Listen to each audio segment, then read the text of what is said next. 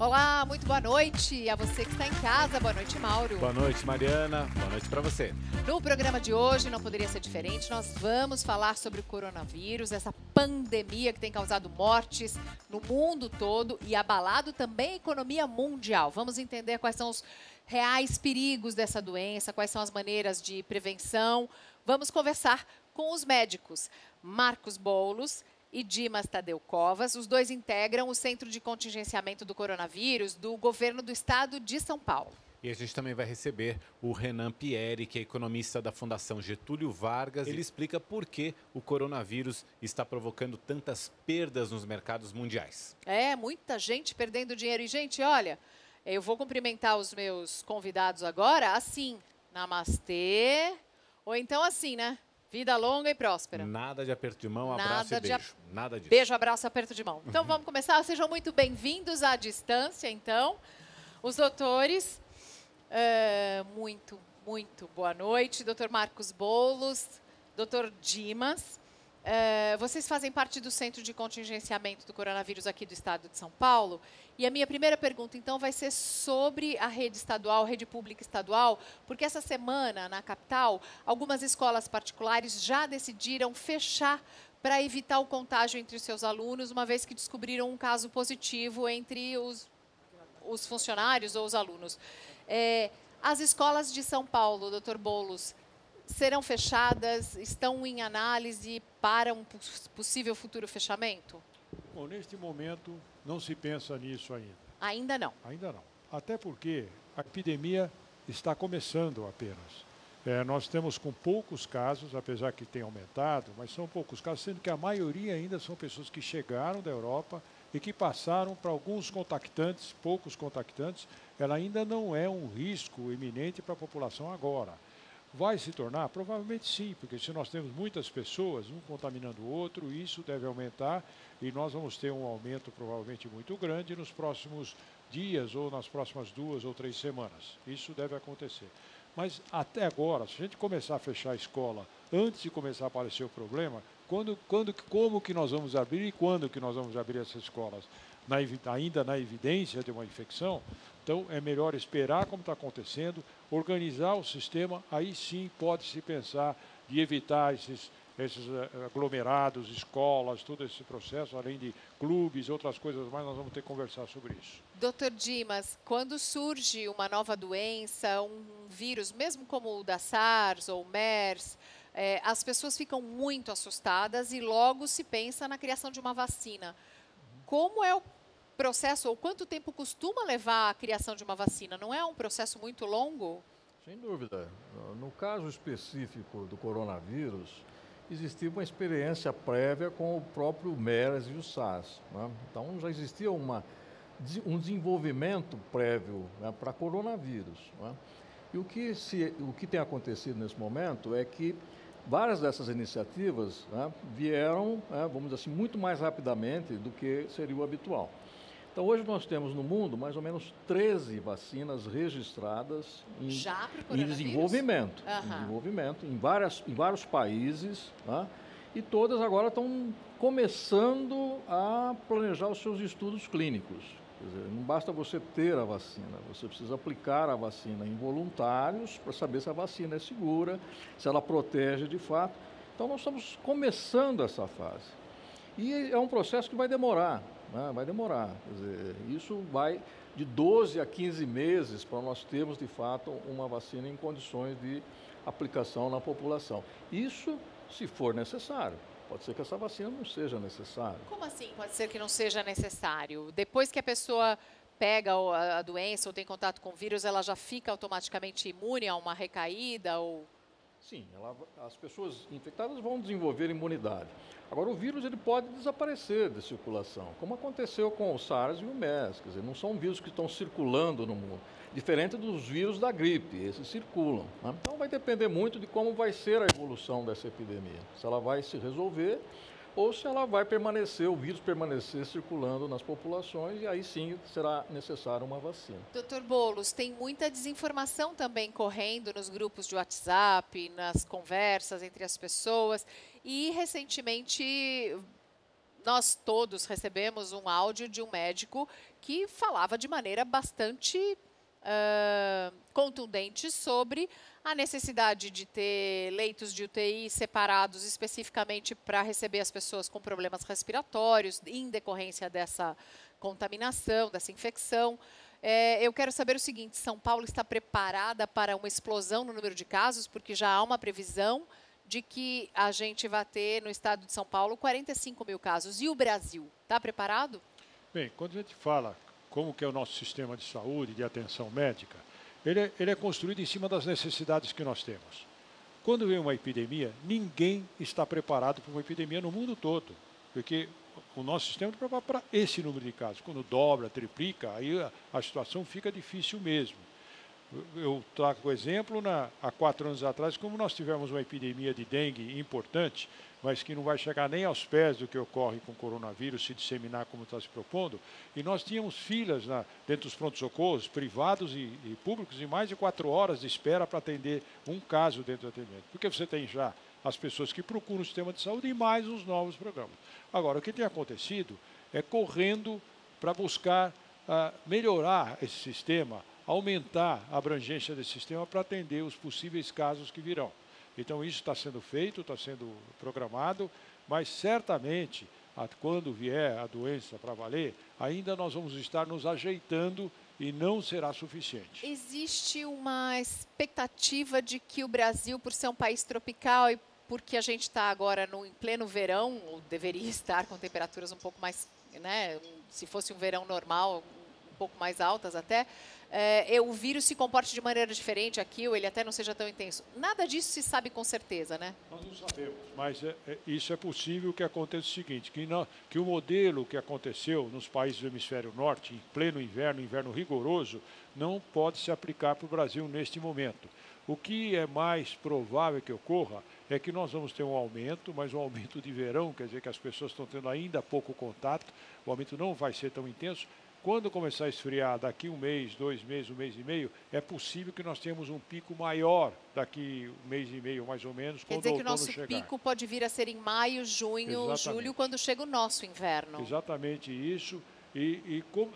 O que se prevê pelo que está acontecendo, o modelo que acontece principalmente na China, Singapura e Coreia, que provavelmente a doença, após 4 meses, ela termina, ou pelo menos começa a eliminar. Aqui para nós até pode demorar um pouquinho mais, mas provavelmente vai demorar mais para atingir níveis, o pico da curva para começar a descer, por causa do nosso verão. Isso pode acontecer. Eu quero agradecer a vocês que mandaram as perguntas. Eu vou fazer a todos os especialistas aqui hoje as perguntas sobre saúde, mas o coronavírus afeta também, além da nossa saúde, afeta a economia global. As consequências são quedas nas bolsas pelo mundo todo. O Mauro Taliaferri recebe um economista e também tem outras informações, Mauro. Renan, deixa eu aproveitar a tua presença aqui, já agradeço desde já. O que vai ser pior para a humanidade, a doença em si ou os efeitos dela na economia? Bom, boa noite. Os efeitos na economia vão depender da fase de quarentena que a gente vai ter ou não, da extensão disso e quantas pessoas vão acabar ficando isoladas por um tempo. Por quê? O principal efeito disso é uma diminuição de circulação de pessoas e mercadorias e, consequentemente, uma redução do comércio e dos serviços. Muita gente pode trabalhar de casa, em outros casos, a maior parte das pessoas trabalha nos setores de comércio e serviços, isso não dá para fazer. Então, muita gente no Brasil é informal, a gente tem uma taxa de informalidade de 41% dos ocupados hoje, e é gente que não tem poupança, em geral, e que vai ter muita dificuldade de ficar em casa sem recursos. Isso se o governo decretasse uma quarentena, de deixar as pessoas em casa. Exatamente. Né? Nesse caso, né? No caso de quarentena, a gente vai precisar estudar algum mecanismo de política pública para ajudar essas pessoas nessa fase. Agora, tem outros mecanismos. O comércio internacional é um deles. Quer dizer, a China ficou algumas semanas, né, com as pessoas trabalhando menos, muita gente não indo nas fábricas, então a gente espera uma redução da produção de componentes e equipamentos que são fundamentais para a nossa indústria. Então, a nossa indústria também deve sentir um aumento dos custos nesse sentido. Além disso, o próprio setor de comércio e serviços, que vende os produtos que são importados, também vai sofrer as consequências. Alguns setores mais específicos, como turismo, vai também já começaram a sofrer uma diminuição significativa do número de pessoas. Eu vou te pedir licença, a gente ouviu a economista Mônica De Bolle. A Mônica ela tem provocado uma discussão grande, tanto nas mídias sociais como também nos meios acadêmicos, porque ela tem defendido algumas soluções mais radicais em termos de economia, inclusive aumentar o gasto público para poder enfrentar essa crise do coronavírus. E a Mônica mandou um vídeo para a gente com algumas propostas, defendendo o pensamento dela, e a gente vai mostrar para você. Muito obrigada por me receber no programa. É um enorme prazer para mim estar aqui, falando de um assunto muito complicado e que ainda vai gerar, acho, muita turbulência no mundo, que é a crise atual que a gente está vivendo mundo afora. Essa crise, já de início, assim, só pelas reações que a gente está vendo pelo mundo, é uma crise inédita, sem precedente. A gente está vendo aí várias coisas acontecendo numa rapidez muito, muito grande. O fechamento inteiro de um país, no caso da Itália, escolas fechando, universidades fechando, tudo entrando numa certa paralisia, a suspensão do NBA aqui nos Estados Unidos. E para botar tudo isso em contexto, acho que é importante ter em mente o seguinte: as crises passadas que o mundo viveu, e se a gente voltar um pouco mais de 10 anos, a crise de 2008.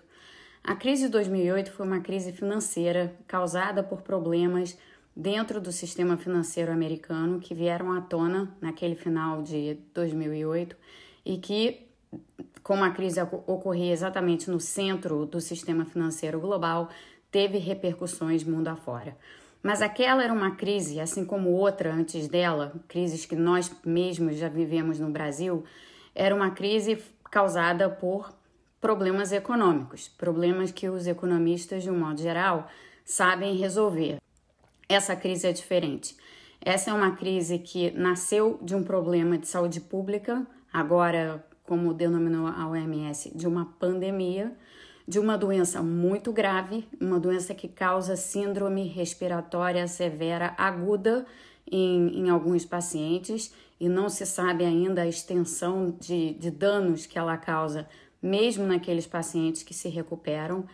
Para quem se lembra, essa doença é uma variante do SARS, que foi a doença que ela pegou muitas partes do mundo, mas principalmente a China, em 2002 e 2003. Aquele surto foi um surto rápido. Esse surto já não está sendo tão rápido quanto foi aquele, de uma doença muito semelhante àquela. É isso que deixa os especialistas, a comunidade científica e os mercados e os gestores de política econômica e os governos, todos muito, muito aflitos e muito preocupados com as consequências dessa pandemia para não só os sistemas de saúde, fundamentalmente, e os efeitos sobre a economia mundial. Os efeitos que a gente já tá vendo são de paralisia. As coisas todas estão sendo interrompidas porque uma das maneiras de você impedir a transmissão do vírus é você evitar contato entre pessoas. Como a maior parte das atividades econômicas que a gente pode imaginar exige contato entre as pessoas, simplesmente parar com o contato entre as pessoas paralisa uma porção de atividades, paralisa mesmo, as coisas deixam de funcionar. Então, como se responde a isso em termos de matéria econômica, né, de política econômica, é uma coisa muito complicada, porque as medidas tradicionais, elas têm algum efeito, tradicionais que eu digo, o Banco Central reduzir os juros, o Banco Central dá dinheiro para empresas que podem estar mais afetadas, ou mesmo começar a ajudar famílias que estejam endividadas. Na Itália, suspenderam o pagamento de dívidas imobiliárias, por exemplo. Essas coisas ajudam, política fiscal também ajuda muito, mas elas não resolvem a crise. A única coisa que vai resolver a crise e que vai interromper a paralisia do mundo é no momento em que a comunidade científica descobrir um tratamento, uma vacina, algum tipo de protocolo que tenha maior eficácia na contenção e no tratamento da doença. Renan, a gente sabe que a Mônica vem defendendo isso, inclusive que se abra mão do teto de gastos que o governo tem que cumprir, não pode estourar o orçamento, que o governo abra mão desse teto de gastos para investir na economia, para dinamizar a economia. Isso faz sentido, principalmente para a gente aqui que luta ano a ano contra um déficit nas contas públicas? Bem, a gente vem de uma crise estrutural na economia brasileira há quase 30 anos. Quase 30 anos a produtividade do trabalho está estagnada no país. E isso é o que explica o crescimento e a prosperidade em longo prazo. Então, a gente tem uma série de agenda de mudanças, reforma tributária, reorganizar as contas públicas, que ajudariam nesse sentido no longo prazo. Então, é um mau momento para entrar em crise, né? E, como ela disse no vídeo, quer dizer, é só uma vez que a gente passe por essa questão de saúde que a economia deve se recuperar. Com relação aos gastos, por que é um mau momento para entrar em crise? Porque a gente vive exatamente o momento que o Executivo e o Parlamento brigam por 100 bilhões, que é um pedaço pequenininho do orçamento. Né? Se não tivesse teto de gastos, quer dizer, uma vez que já tem o teto de gastos, se você tira ele, você sinaliza que eles podem brigar por mais dinheiro. E a gente chegou numa situação, nos últimos anos, que a dívida chegou perto de 80% do PIB, que é um número perigoso. Aumentou muito nos últimos anos. Né? Então, a gente não tem muito espaço para fazer política fiscal.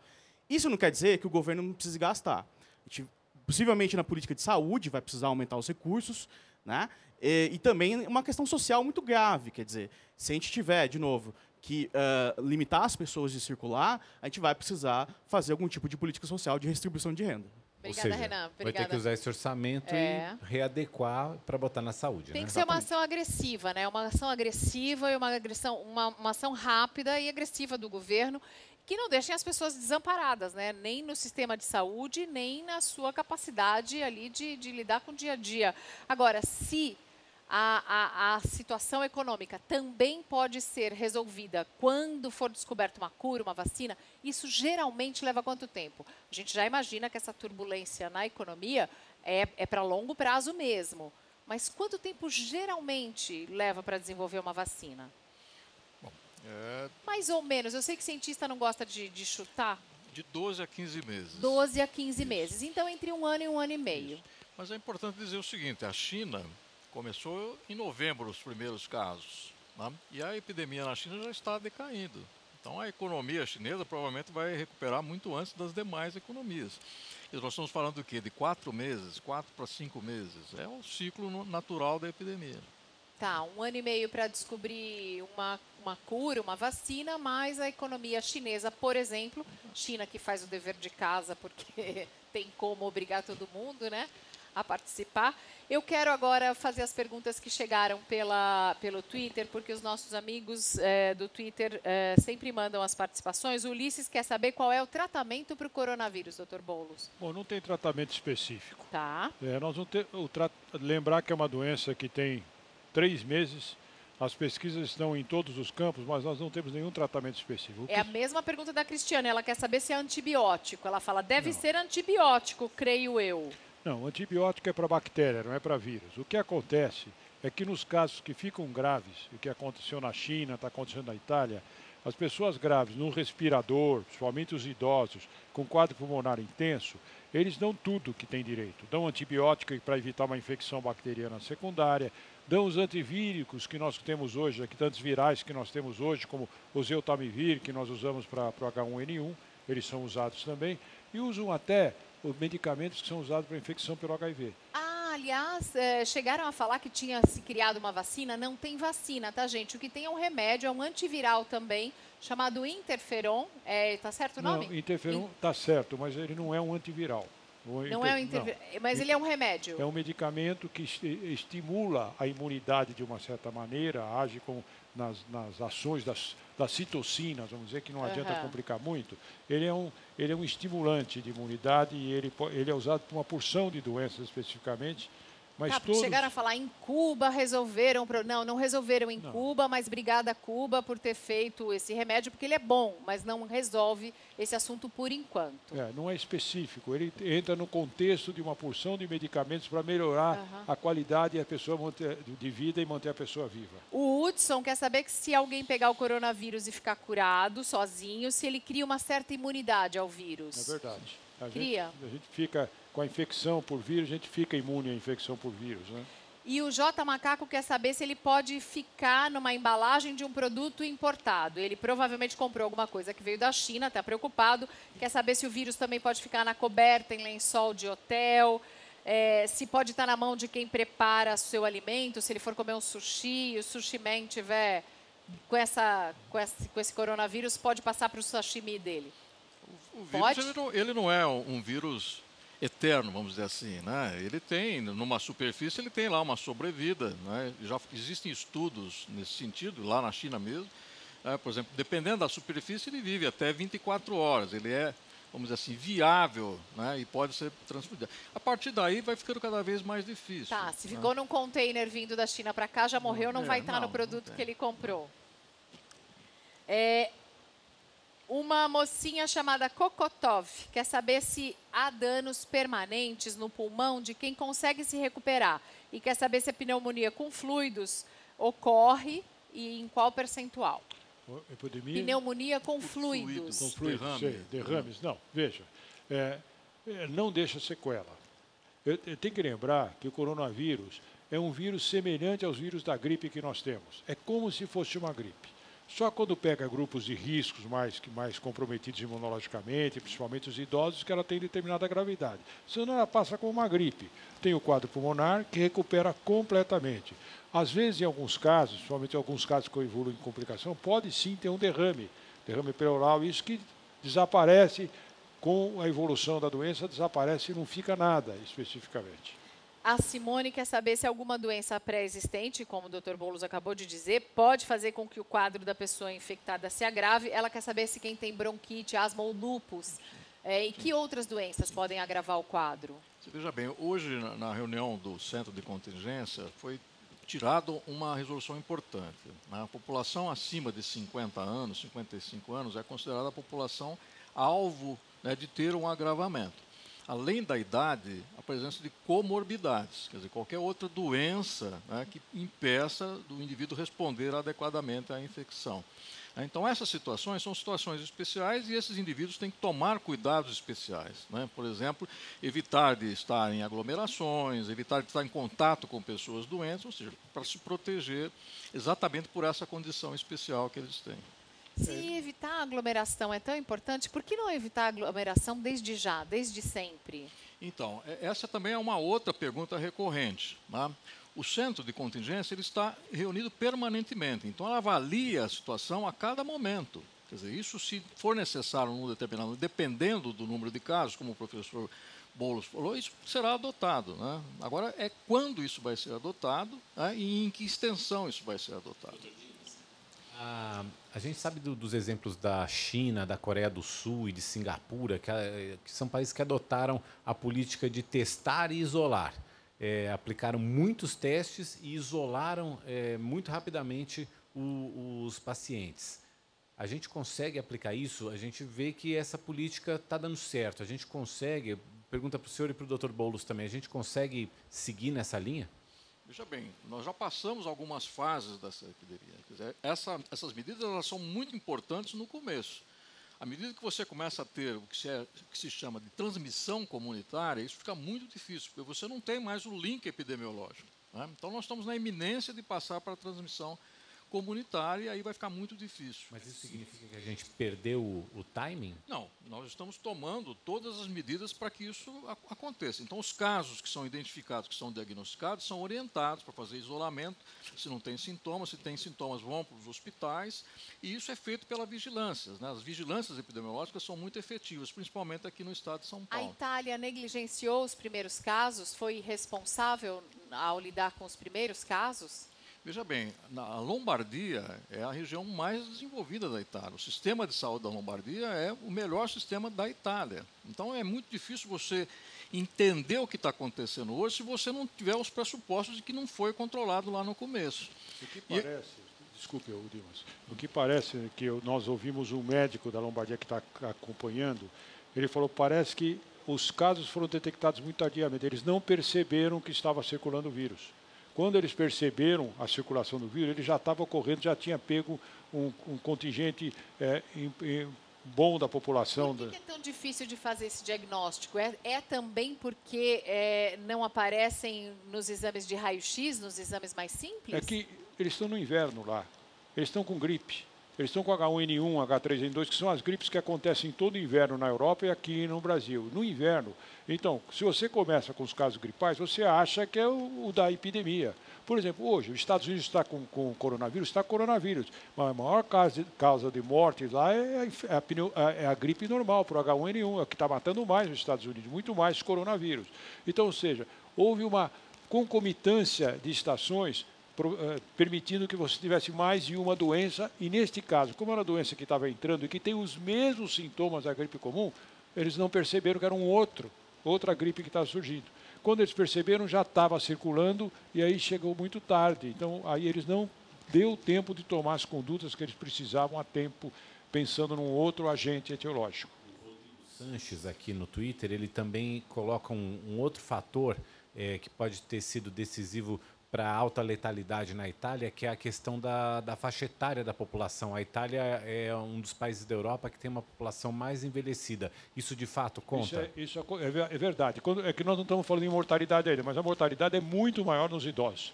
Em todos os lugares, na China, na Itália, em Coreia, os idosos... Esse vírus, coronavírus, ele tem uma característica interessante, diferente dos nossos vírus de gripe normal, que são também mais graves em idosos, mas o coronavírus não é grave para crianças. Então, as crianças não estão tendo evolução grave ou nem doença. Alguns ficaram infectados, mas não têm doença. E quando com H1N1, eles podem ter doença grave. É um dos grupos preferenciais para vacinação, inclusive. O coronavírus, ele pega muitos idosos. E veja só, na Itália, no começo, como na China, a maior parte dos idosos é acima de 70 anos, mostrando que esse contingente de idosos, eles contribuíram para a mortalidade na Itália ser a maior que tem até hoje.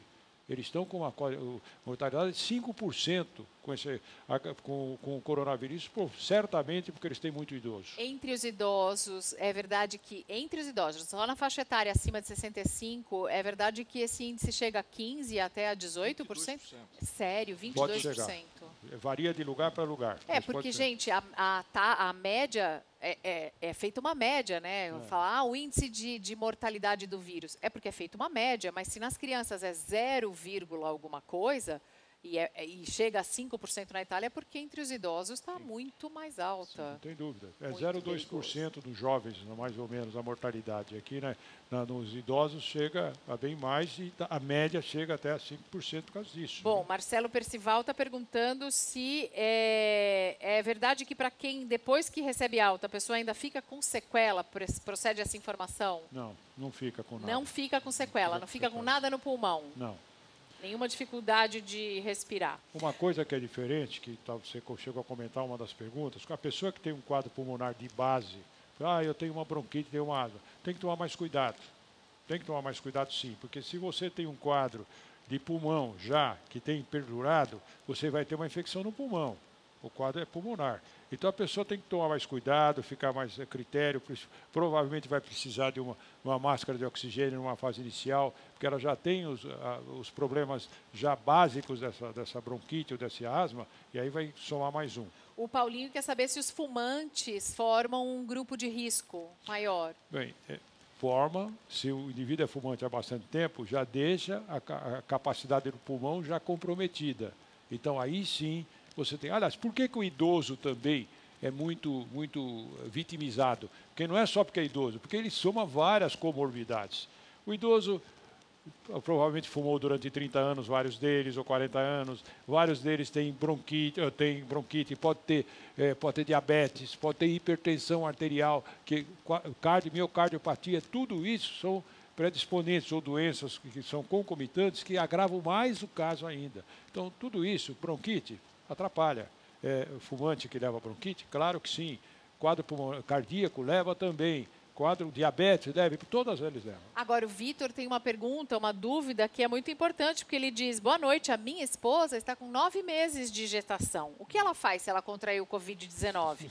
Como proceder? Existe um risco para o bebê, para o feto? O período de incubação é diferenciado? Ele está preocupado com a esposa grávida. A gente se preocupa sim, porque qualquer gestante com uma infecção, qualquer infecção, é de maior risco, porque aumenta a contração pela febre, a pessoa tem mais contratura.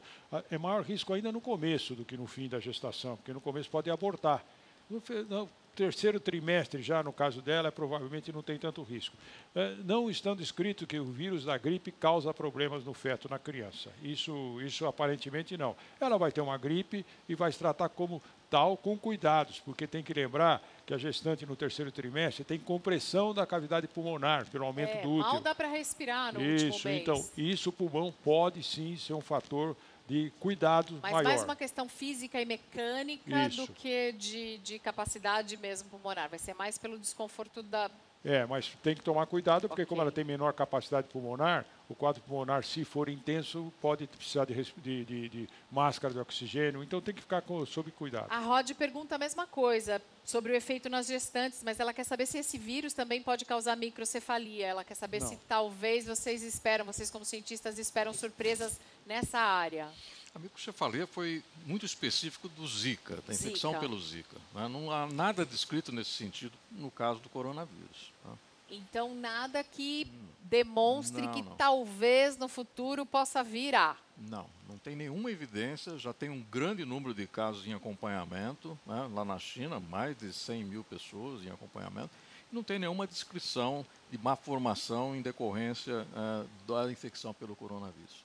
O Mark Tawil quer saber o seguinte, quem volta da Europa e já tem compromissos marcados, faz como? Faz um teste? Se isola?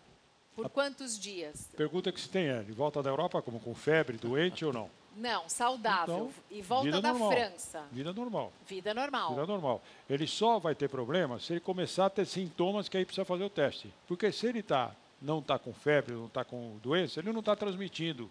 Se ele está no período de incubação, que a gente chama, que é o período que ainda o vírus está se recriando, ele não está transmitindo. A hora que ele começar a apresentar o primeiro sintoma, ele precisa fazer o diagnóstico. Aí com cuidado, que ele está vindo da Europa, então faz o diagnóstico e fica em casa com isolamento domiciliar até que o resultado saia. Quer dizer que a pessoa que não está com nenhum sintoma não está transmitindo mesmo? Uma pessoa saudável, feliz, e não está transmitindo? Como que você transmite? Qual é o mecanismo? Se entra um vírus dentro do meu pulmão, ele é estranho para o meu corpo, eu tento tirá-lo. Como eu tiro? Espirrando. Primeiro tem uma guerra do vírus com a minha defesa, aí eu tenho febre. E aí eu quero tirar esse vírus, então eu espirro. Então, a doença se caracteriza pela febre e por tosse, nesse caso, das doenças pulmonares, para tentar eliminar. Nessa tosse é que contamina. A pessoa que... Mas espera aí, se um gaúcho compartilhar um mate? Não, aí tem que ter o vírus. Se a pessoa precisa estar doente. O que pode acontecer nessa coisa? A pessoa, estou com febre e estou espirrando. Se eu tiver muito próximo, vou pegar o fome de pegar a saliva dele e pôr na minha boca, se ele tiver, aí sim. Veja, uma discussão que acontece frequentemente, que nós tivemos uma menina aqui que é assintomática e deu positivo. Não devia ter feito o teste, mas fez o teste e deu positivo. Ela transmite? Nós não sabemos, muito provavelmente não. Porque ela não tem jeito de transmitir isso, porque ela não está jogando o vírus para lá. Agora... Mas se ela beijar na boca de alguém, transmite. Se eu beijar na boca de uma pessoa que está com um vírus na língua, que não está tendo nada, que está vivendo bem, ou por um acaso, eu passar o dedo na boca dela e passar na minha boca, é possível. Aí é possível, não é provável. Porque para ela não ter quadro clínico, a quantidade de vírus não deve ser grande. Então, a possibilidade dela transmitir é muito menor. A pessoa deve procurar o sistema de saúde. E quando que a pessoa precisa ser testada? Bom, ela tem que procurar quando estiver doente. O que é a doença? No caso doente quanto? Desde que está com coronavírus, a doença é febre e tosse. Se ela tiver com gripe, eu estou gripado. Eu vou para o sistema de saúde? Por enquanto, sim, porque ainda não está caracterizado a disseminação desse vírus. Daqui a pouco, se aumentar muito, que é possível, nem isso vai precisar fazer. Gente, isso é muito importante. Fique em casa. Porque a gente não pode lotar o sistema de saúde de gente saudável que está apavorada. É isso. E isso é muito importante. Não dá para sair comprando máscara e luva e deixar faltar para os agentes de saúde que realmente precisam delas. E não dá para lotar o pronto-socorro de um hospital se você não está nem com febre. Olha, essas são as definições para os casos suspeitos. É só nessas situações que você deve procurar um hospital. Se você tiver uma febre, se você tiver algum mal-estar, algum sintoma respiratório, se você realmente voltou de viagem, de uma área afetada nas últimas 2 semanas, ou se você teve um contato muito próximo com um caso confirmado ou suspeito de coronavírus. É isso, né? É isso. Vamos lá, doutor Dimas. Quer dizer, nas orientações que a Secretaria tem distribuído, é o seguinte, não procure o sistema de saúde dos primeiros sintomas. Os primeiros sintomas você fica em casa, toma um remédio, toma um antitérmico, se hidrata. Trata como uma gripe normal. Isso. E observa bastante líquido, bastante descanso. Se isso evolui, se esse sintoma piora, se a febre não cede, se a pessoa começa a ter dificuldade para respirar, aí sim procura o serviço. Exatamente para não sobrecarregar, tá certo? Quer dizer, se a situação se melhora, né, em 2 dias, né, em 2 dias e pouco, melhora, não precisa procurar o serviço. Agora, se começa a piorar, começa a ter dor, começa a ter falta de ar, começa a ficar cianótico, né, azulado as extremidades. Nossa, mas vai esperar ficar azulado? Não, aí está na hora. Aí está na hora de ir. Não, e tem uma coisa, se tiver outra coisa, se a pessoa está com febre e não vai para o hospital, ela tem que se evitar o contato domiciliar enquanto não se faz diagnóstico, por enquanto de máscara. Uma coisa que muda um pouquinho, Mariana, aqui nessas definições Põe lá nas definições de quem precisa aqui. A única mudança foi que com a declaração ontem da Organização Mundial de Saúde, que hoje é uma pandemia, então nós não mais, vem de qualquer lugar. O que é área afetada para nós? A área afetada é todas. Todo mundo. Então, qualquer pessoa que chega com esses sintomas aqui, é suspeita de coronavírus, mas também é suspeita de H1N1, também é suspeita de H3N1. Todos os vírus que estão circulando é suspeita. Por isso, inclusive, o Dimas até pode falar que foi antecipada a campanha vacinal para os vírus nossos aqui. Quando é campanha de vacinação, é estadual, né? Essas campanhas são estaduais? Não, essa é nacional. Nacional. Campanha nacional de vacinação. Quando é? Para a gripe, começa no dia 23 de março. Ela estava prevista para 14 de abril, né? Então foi antecipada exatamente para vacinar as pessoas. As pessoas devem tomar essa vacina? Devem tomar. Todas? Veja bem, esse ano o Butantan está entregando ao Ministério 75 milhões de doses. Ou seja, 1 a cada 3 brasileiros receberá essa vacina. O Ministério tem um cronograma de vacinação. Ele vai começar primeiro os mais velhos. Os mais velhos, os profissionais de saúde, e depois vai progredindo. Então, essas populações que estão contempladas têm que se vacinar, sim. Quer dizer, a vacina está lá para proteger, para diminuir o afluxo de pessoas ao sistema de saúde, para não colapsar o sistema de saúde e para permitir, inclusive, um raciocínio diagnóstico nessa situação que o Boulos disse. Quer dizer, ocorre o sintoma respiratório, se a pessoa foi vacinada com a gripe, você já tem condições de raciocinar. Eu tomo vacina contra a gripe, na verdade, eu nem sei se eu faço certo, mas eu tomo um ano sim e o outro eu acabo esquecendo. Eu nunca mais peguei gripe. Deve ter uns 20 anos que eu não pego gripe, gente. Então, é uma dica boa, porque você toma, você fica realmente imunizada. Em relação ao coronavírus, eu tenho ouvido de gente inteligente, informada, coisas assim, gente, isso é uma gripe, para que esse pânico todo?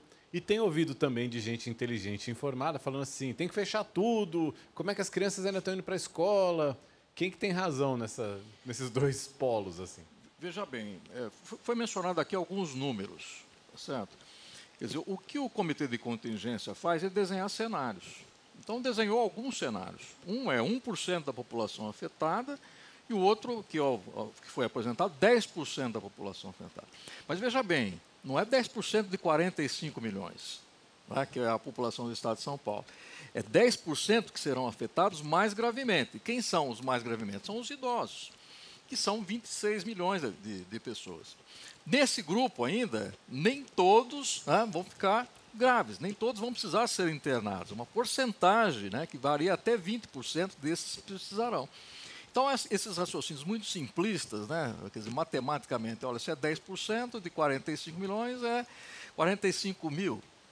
Não é assim que funciona. Isso ao longo de alguns 4 milhões meses, e meio. Né? Isso ao longo de alguns meses. Esse atendimento não vai ser feito todo de uma vez. 4 meses ou um pouco mais do que isso. Ou seja, isso dá mais ou menos umas 12 a 15 mil pessoas. Mas seria prudente, por exemplo, cancelar as cirurgias, como fez a Itália? Cancela as cirurgias que estão programadas. Eu quero fazer uma cirurgia estética. Cancela essa.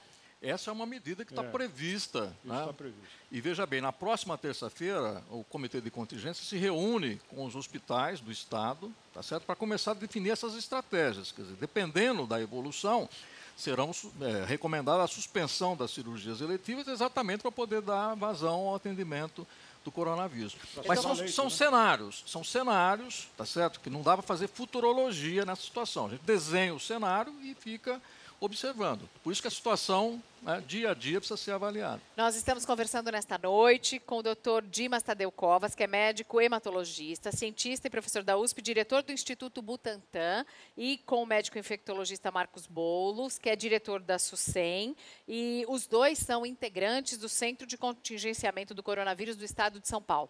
Estamos também falando sobre os efeitos na economia com o doutor e mestre pela Escola de Economia de São Paulo e Fundação Getúlio Vargas, Renan Pieri. Mais um programa falando especificamente sobre o coronavírus, que, além de levar muita gente para os hospitais no mundo inteiro, além de provocar milhares de mortes, também derrubou as bolsas de valores em todo o globo.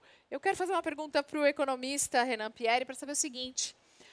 Se a perspectiva do surgimento de uma vacina entre 1 ano e 1 ano e meio, e na China a economia talvez já comece a se recuperar a partir do próximo mês, dando aí então um intervalo de 5 a 6 meses entre o início dos primeiros casos e a lenta recuperação, existe alguma previsão, vocês trabalham com algum cálculo para quando as pessoas que perderam muito agora com a queda das bolsas vão conseguir recuperar o seu dinheiro?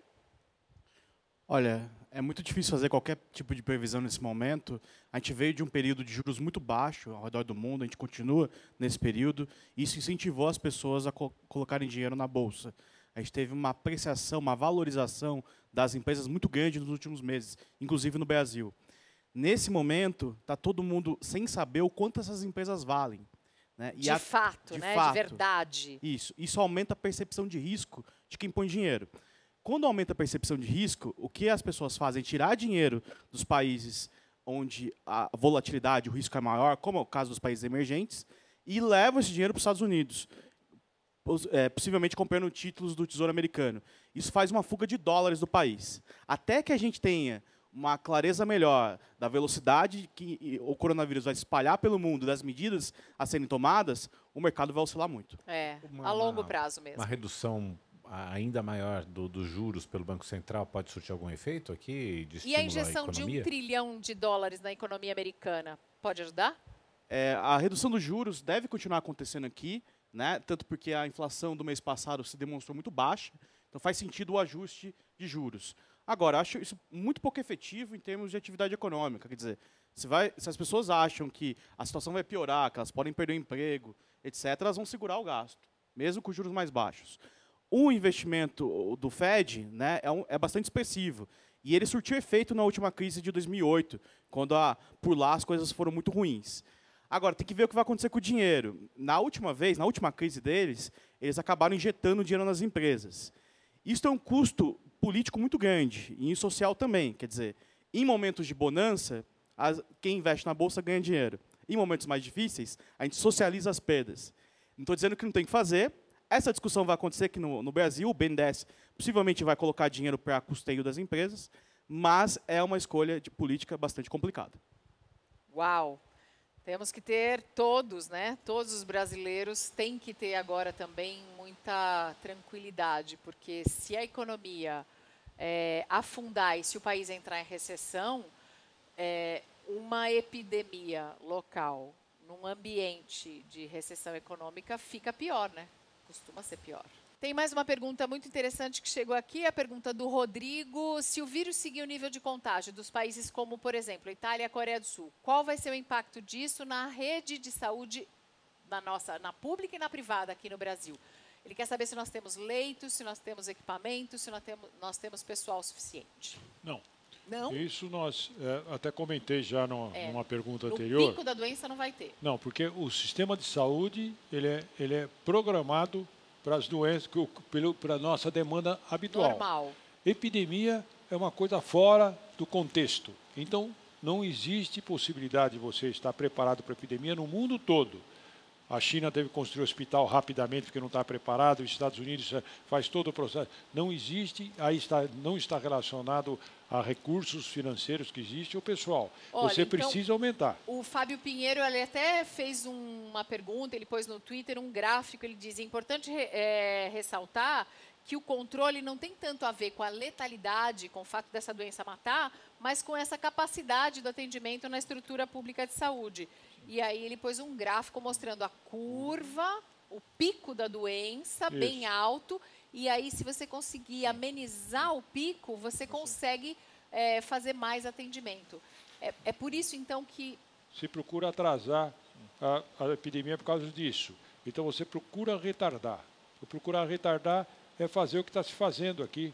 Né? Estão procurando retardar através de isolamento, fazer lentamente. E aí, se quando começar a acelerar, aí a gente vai acelerar, a gente vai tentar retardar, exatamente atrasar a epidemia, evitando aglomerados. E aí entram as escolas, aí entram as igrejas, aí entram os campos de futebol, aí entram todos cinemas. Então, todo esse processo que tem acúmulo, aglomerações, eles têm que ser evitados com orientação ou drasticamente interrompendo, simplesmente. Não tem... A gente viu agora. Uma das outras perguntas que chega aqui é o seguinte, se já passou de epidemia para uma pandemia e se... teoricamente, a disseminação já é geral, por que as medidas de cancelamento de eventos e quarentenas continuam na Itália, por exemplo? Continuam, mas é que lá eles não atingiram o pico deles para começar a reduzir. Então, eles ainda está subindo na Itália e provavelmente suba mais ainda. Quando começar a ter resultado, aí eles vão começando a afrouxar as coisas. Mas, nesse momento, enquanto está subindo, eles têm que manter o rigor que eles estão fazendo. Não tem como. Então, está certo, por exemplo, que os Estados Unidos tenham decidido, a Liga de Basquete, a NBA, decidiu cancelar o evento. Está certo fazer isso agora, nesse ponto, ou eles deveriam esperar um pico? Não, você veja bem, Fazendo esse antes, consegue raciocínio da antecipar? curva ele é fantástico. Quer dizer, a curva pode subir abruptamente ou ela pode subir lentamente. Quando ela sobe lentamente, você ganha tempo, você se prepara para enfrentar. Essa é a diferença. E como é que você faz ela subir lentamente? Tomando essas medidas todas. Né?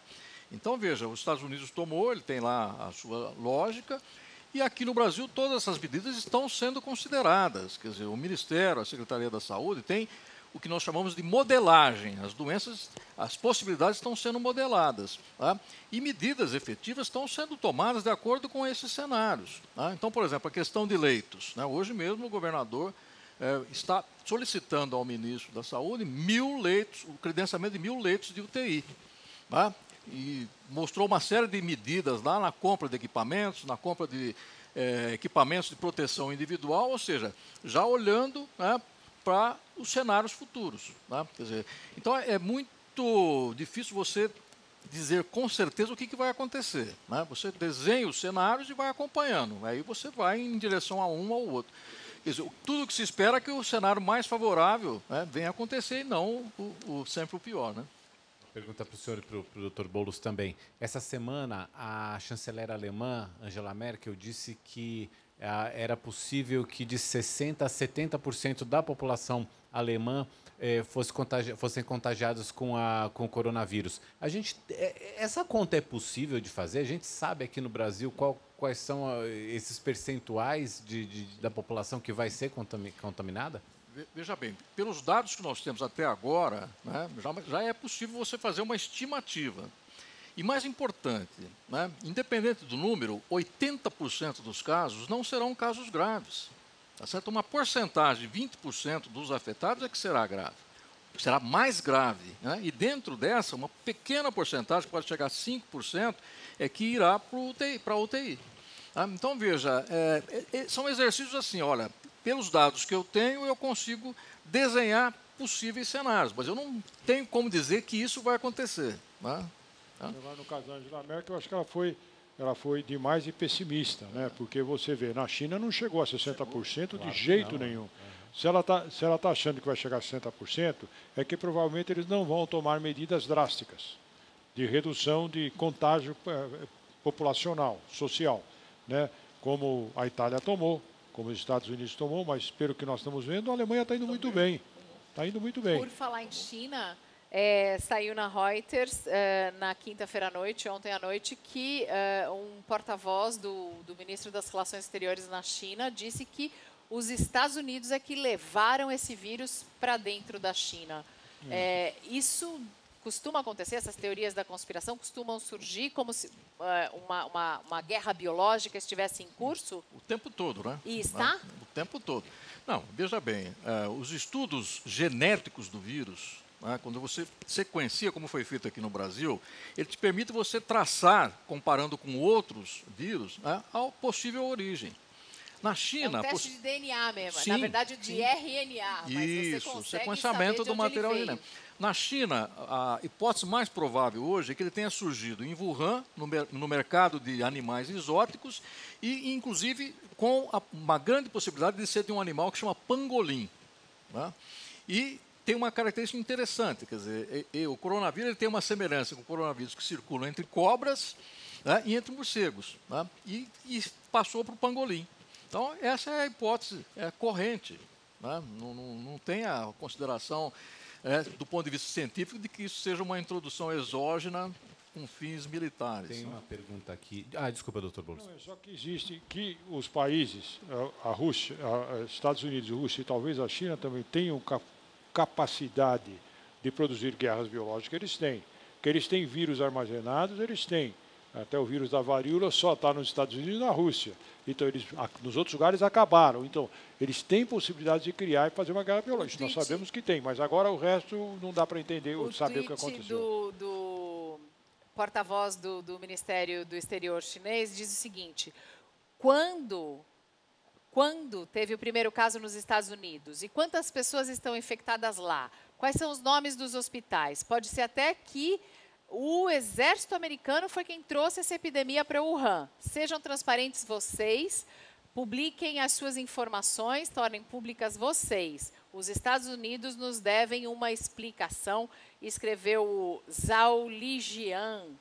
Era só o que faltava, né, agora começar. Porque eles não gostam muito que se diga que a China não foi transparente, demorou e demorou para agir e fez, nesses 2 meses, com que a doença saísse do controle. Uma curiosidade, mas uma constatação. Os chineses foram fantásticos no controle dessa infecção. Eu nunca vi uma velocidade científica tão grande.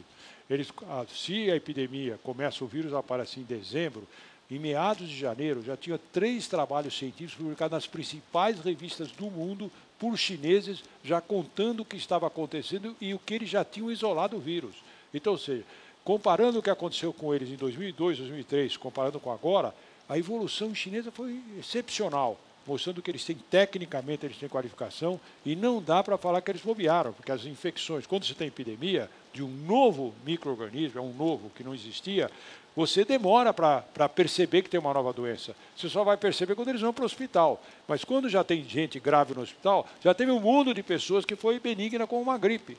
Então, eles conseguiram perceber em dezembro, podia estar circulando há mais tempo, mas eles foram extremamente rápidos. Então, é bobagem falar também, que eles... os orientais aprenderam muito com a SARS em 2002, 2003. Isso, aprenderam muito e talvez a gente aprenda também, talvez o mundo aprenda agora alguma coisa de positivo para levar para o futuro com essa pandemia de coronavírus que se espalhou globalmente, afeta a economia, a saúde das pessoas.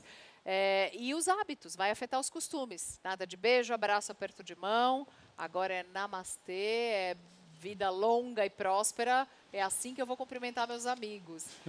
Eu quero uma mensagem final para as pessoas, Dr. Boulos, sobre o coronavírus, a situação no Brasil. Claro, olha, a primeira pessoa, obviamente...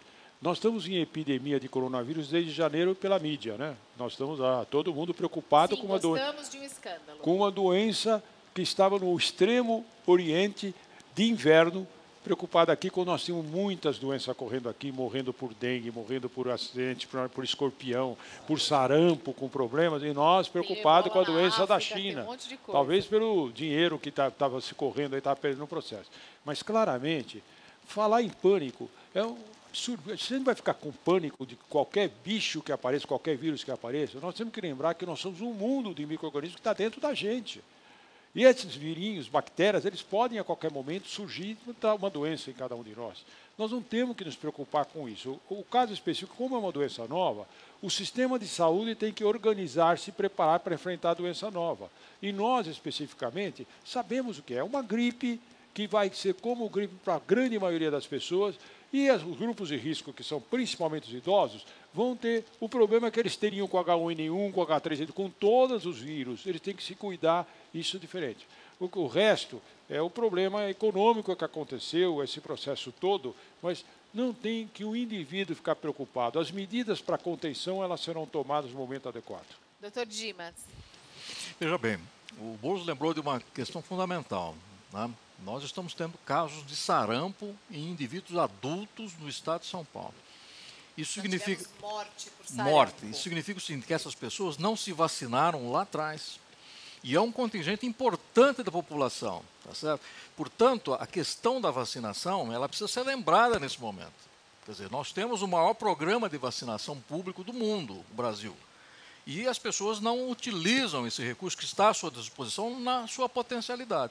O sarampo é um exemplo, mas poderia ocorrer com outras doenças. Poderia ocorrer com a poliomielite também, que também não tem cobertura aceitável acima de 95%. Então é importante essa mensagem. A vacinação é importante, esses movimentos anti-vacinas estão na contramão da ciência. Mata. Exatamente, a ignorância mata. Acho que essa é uma mensagem importante nesse momento. Obrigada, Dr. Dimas. Eu queria te fazer uma última pergunta que fica como a sua mensagem final também. A sensação que eu tenho é que as consequências para a economia vão durar mais tempo do que as consequências para a saúde. Você tem essa sensação também do coronavírus? Com certeza, porque a gente tem todo um efeito em cadeia, né? Começa com a dificuldade de importar produto, aí a exportação também sente, o comércio aqui acaba sendo afetado. Bom, acho que do ponto de vista da pessoa que está assistindo o programa em casa, a gente tem que tocar a vida normal e tomar muito cuidado com as fake news, né? Tem muitas notícias falsas circulando, então seguir o que as autoridades estão informando, quando for o momento de fazer quarentena, se for o caso, que o faça e tocar a vida normal. Vai ter impacto econômico? Vai. As pessoas, aquele risco maior de tomar uma dívida, comprar uma coisa muito cara, dar uma pensada, dar uma segurada e, com certeza, ao longo dos meses, a gente vai passar dessa também. Obrigada a todos vocês que estão em casa. E, sempre lembrando, se você ficar gripado, espirrar é aqui, ó. Vai espirrar é aqui, tá? No cotovelo. E para cumprimentar as pessoas, vida longa e prosperidade. Namastê. Boa noite a todos. Obrigada pela participação. Obrigada pelas perguntas que vocês enviaram. Boa noite, Mauro. Boa noite, Mariana. Boa noite aos nossos convidados. Muito obrigada. Tchau, tchau. Esqueci que a gente não tem